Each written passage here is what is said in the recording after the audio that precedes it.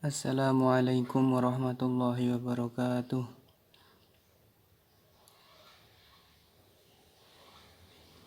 Anak-anakku, marilah kita mulai pembelajaran kali ini dengan berdoa terlebih dahulu, membaca suratul Fatihah. Al-Fatihah.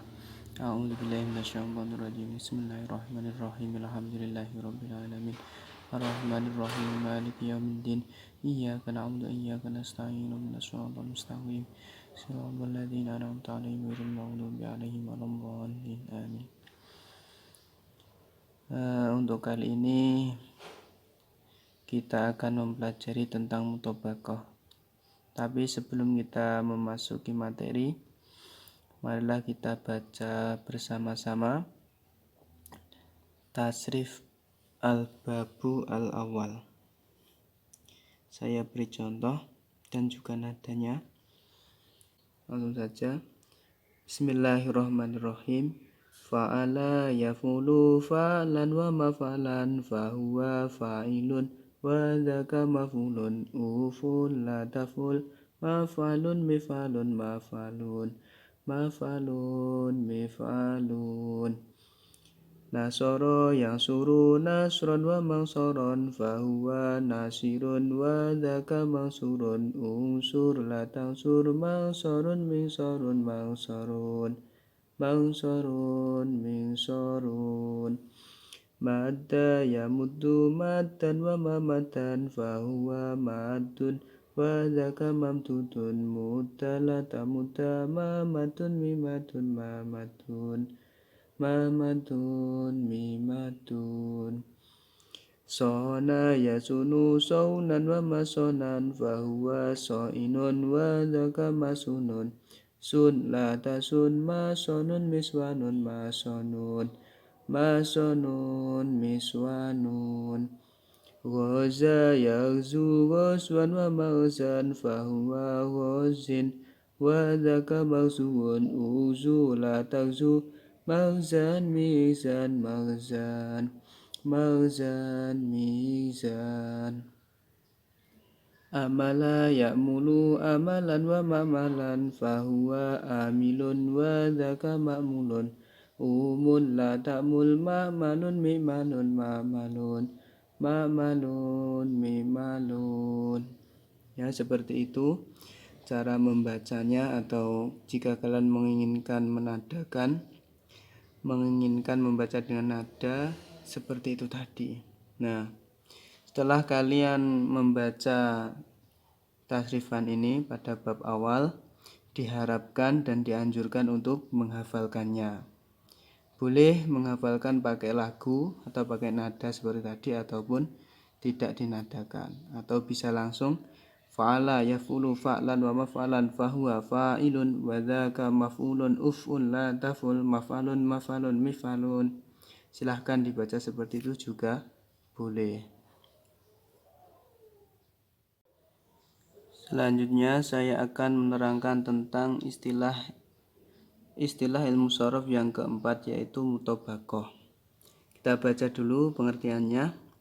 Mutobaqoh adalah kalimat yang terdapat pada kitab tasrifan atau kitab al-amsilah at-tasrifiyah yang berfungsi sebagai tempat untuk menunjukkan kalimat lain yang sama di dalam sigot, bina, wazan, dan wakilnya agar bisa diketahui tasrifannya. Ini pengertian dari mutobaqoh. Yang di sini ada istilah sigot sudah kita pelajari kemarin. Kemudian bina ini belum kita pelajari, insya Allah setelah mutobaqoh ini kita pelajari bina.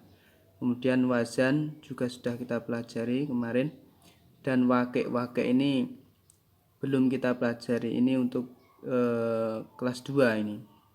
Yang penting kita tahu artinya dulu. Misalnya yaitu lafadz dakhala yadkhulu. Lafadz dakhala yadkhulu ini tidak terdapat pada kitab tasrifan atau kitab al-amsilah tasrifiyah. Namun ini bisa kita ketahui tasrifannya, yaitu kita samakan dengan lafadz nasoro yang suruh pada bab 1. Nasoro yang suruh itu sebagai tempat untuk menunjukkan kalimat lain di dalam tasrifannya. Jadi nanti ketika kalian menemui lafadz dakhala yadkhulu, maka tasrifannya itu seperti lafadz nasoro yang suruh.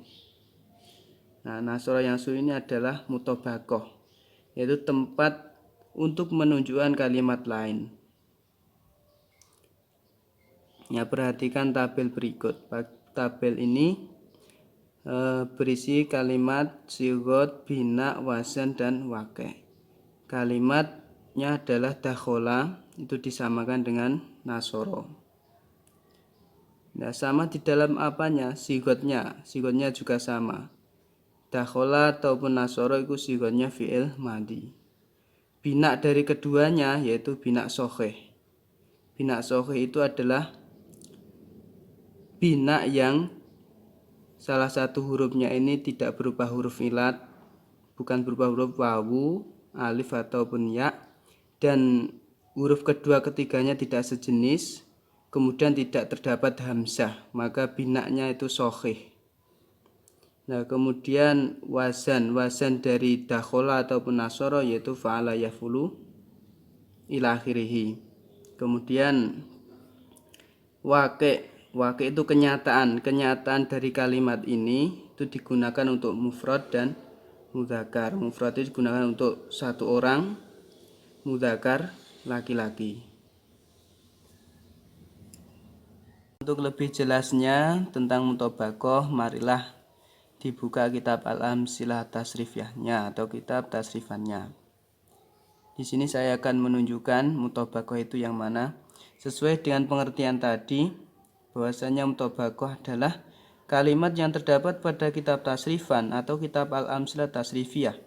Fungsinya adalah sebagai tempat untuk menunjukkan kalimat lain yang sama di dalam sigot, bina, wazan, dan waqi'-nya agar bisa diketahui tasrifannya. Nah, langsung saja di sini pada al-bab awal ini, mutobakoh itu adalah lafadz yang berada di bawahnya wazan.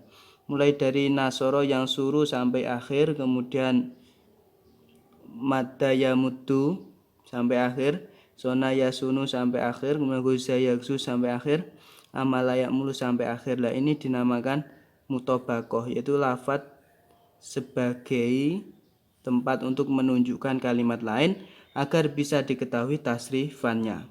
Ini mutobakoh. Nah, kemarin kita sudah pelajari bahwa lafadz di bawah wazan ini dinamakan mauzun. Memang benar. Ini lafadz di bawah wazan itu dinamakan mauzun, yaitu lafadz yang ditimbang. Jadi untuk perbedaan dari mauzun dan mutobakoh itu hampir sama sebenarnya.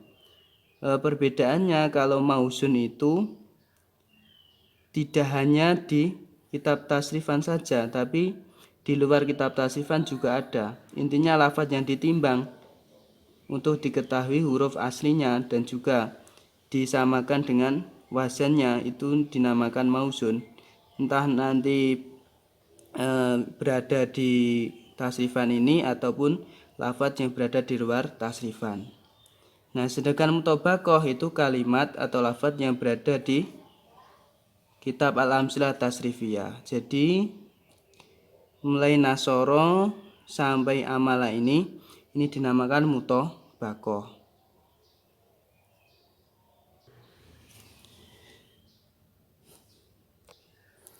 Mungkin itu saja yang dapat kita pelajari kali ini. Apabila belum paham bisa ditanyakan. Marilah kita akhiri dengan membaca hamdalah. Alhamdulillahirabbil alamin. Ada kurang lebihnya mohon maaf. Assalamualaikum warahmatullahi wabarakatuh.